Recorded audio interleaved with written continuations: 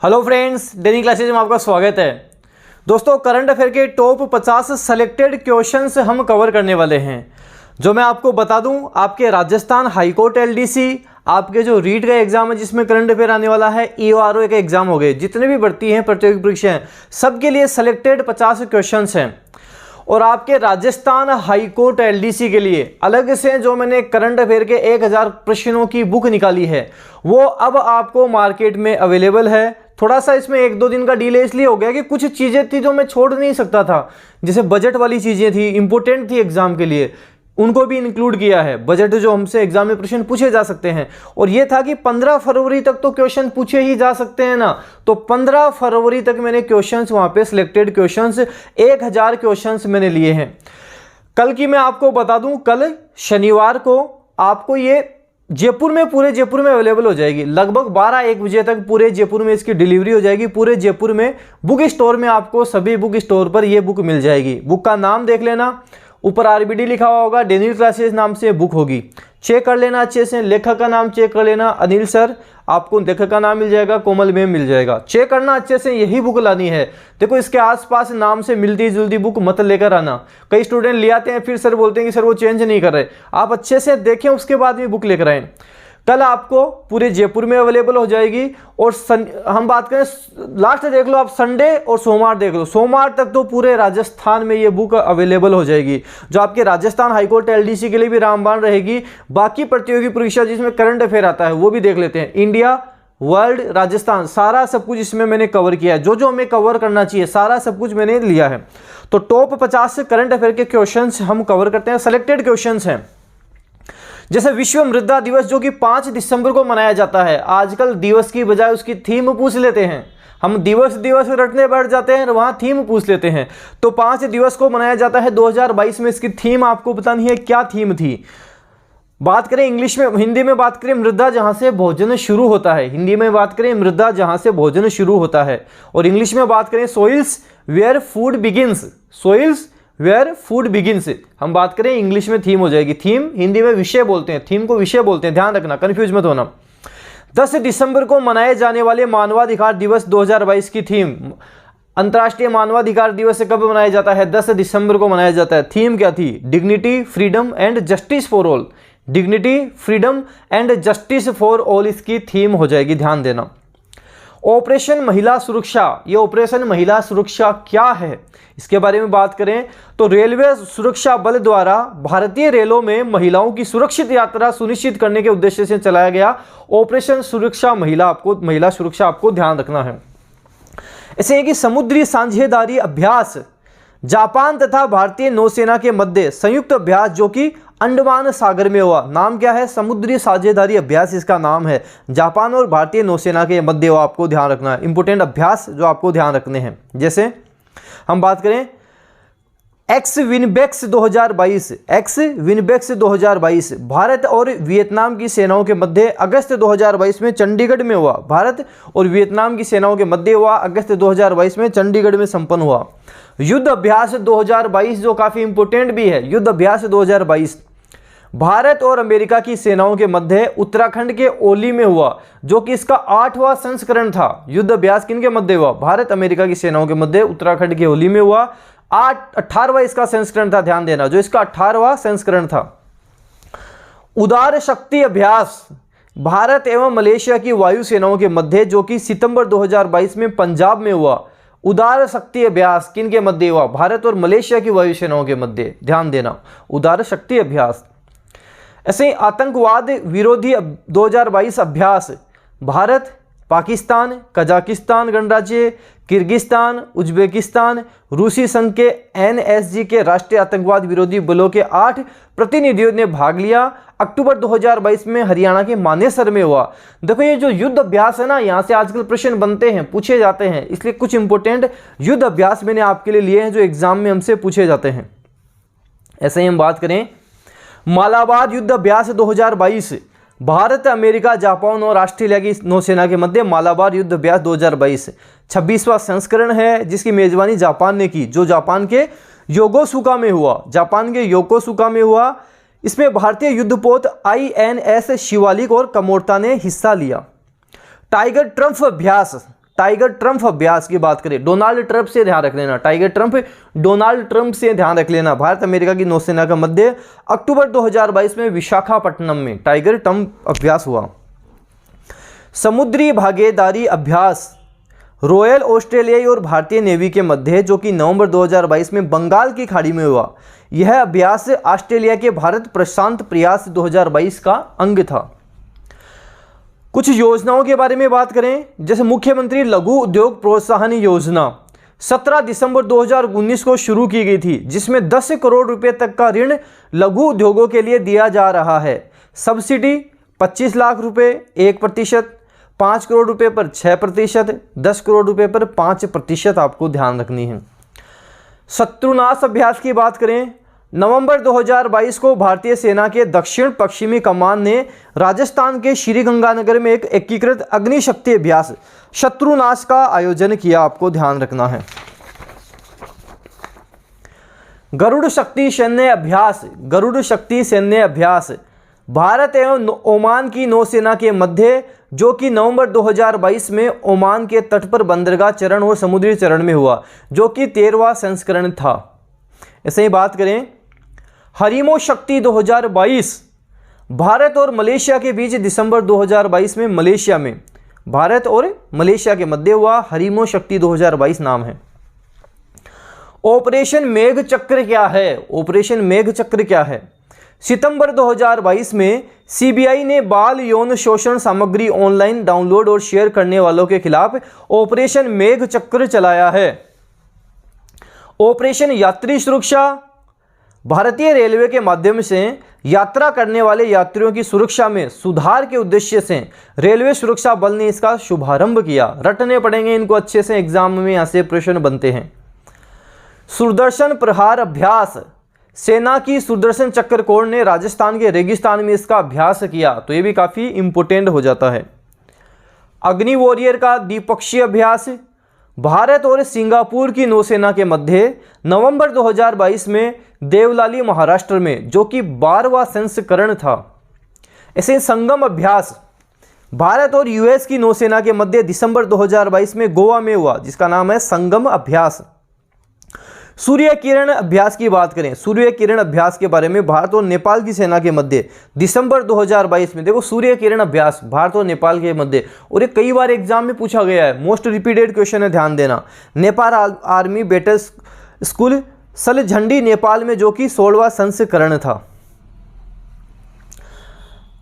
महाराष्ट्र की mother Teresa तथा अनाथ बच्चों की मां कही जाने वाली सिंधुताई सतपाल, जिनका जनवरी 2022 में निधन हो गया, का संबंध कहां से है? वर्धा महाराष्ट्र से है।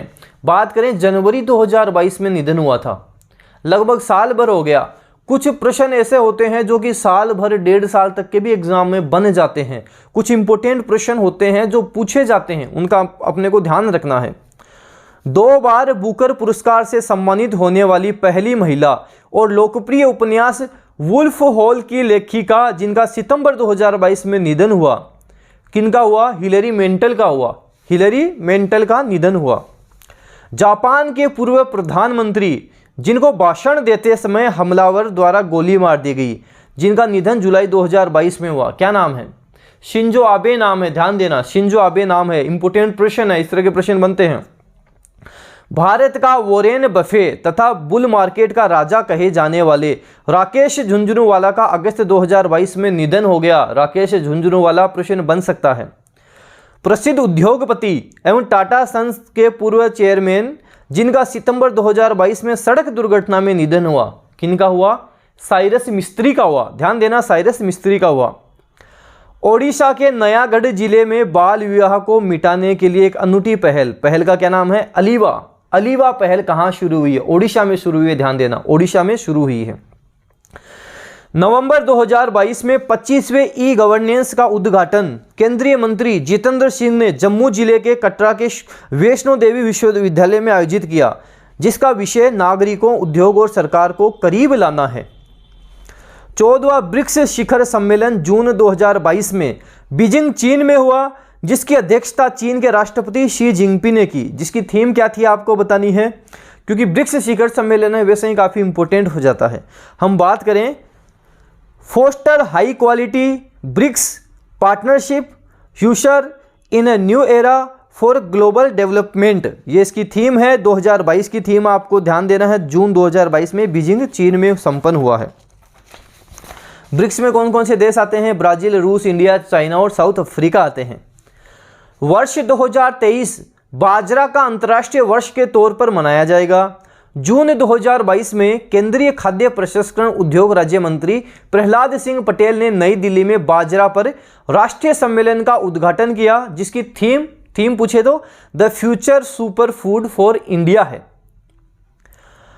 48वां G7 शिखर सम्मेलन, G7 की बात करें, पहले G8 नाम था, जिसमें Canada, America, Britain, France, Germany, Japan, Italy, रूस ये देश आते थे। अब ये G7 हो गया, जिसमें रूस नहीं आता। Canada, America, Britain, France, Germany, Japan, Italy ये देश इसमें आते हैं। तो 48वां G7 शिखर सम्मेलन जून 2022 में जर्मनी के श्लोस एलमाउ में आयोजित हुआ, जिसमें प्रधानमंत्री नरेंद्र मोदी ने भी भाग लिया। ध्यान देना, मोदी ने भी इसमें भाग लिया। जून 2022 को शिमला के ऐतिहासिक गेयटी थिएटर में 3 दिवसीय अंतर्राष्ट्रीय साक्षरता उत्सव उन्मेष का आयोजन किया गया, जिसकी अध्यक्षता प्रधानमंत्री नरेंद्र मोदी ने की। अच्छे से ध्यान देना है। और ऐसे ही दोस्तों पूछ ले कि नुआखाई नामक कृषि उत्सव कहाँ मनाया जाता है? ये उड़ीसा में मनाया जाता है। ध्यान देना, नुआखाई उत्सव कृषि उत्सव है जो उड़ीसा में मनाया जाता है। SCO संघाई सहयोग संगठन का 22वां शिखर सम्मेलन उज्बेकिस्तान के समरकंद में आयोजित किया गया। वर्ष 2022 के शिखर सम्मेलन के बाद SCO की अध्यक्षता अगले वर्ष सितंबर 2023 तक भारत को सौंपी गई है। काफी इंपॉर्टेंट प्रश्न बनता है, ध्यान देना। वाराणसी को संघाई सहयोग संगठन की पहली सांस्कृतिक और पर्यटन राजधानी घोषित किया गया है। एग्जाम में छपने वाला प्रश्न है, अच्छे से रट लेना।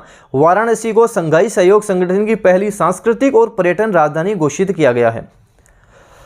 आसियान शिखर सम्मेलन 2022 में कंबोडिया की राजधानी नोम पेन्ह में आयोजित। आसियान का मुख्यालय कहाँ है? जकार्ता, इंडोनेशिया में इसका मुख्यालय है।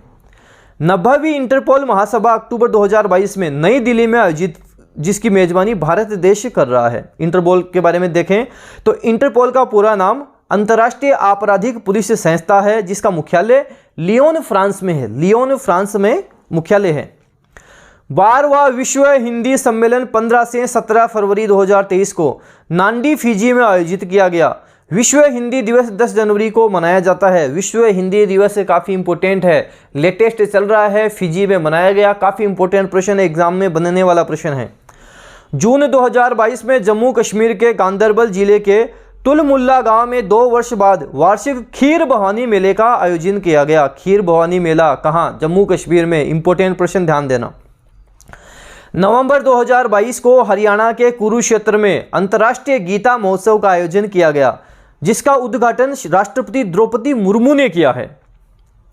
41वां अंतर्राष्ट्रीय व्यापार मेला नवंबर 2022 में नई दिल्ली में हुआ, जिसका उद्घाटन वाणिज्य और उद्योग मंत्री पीयूष गोयल ने किया तथा जिसका मुख्य विषय vocal for local, local to global है। Vocal for local, local to global है।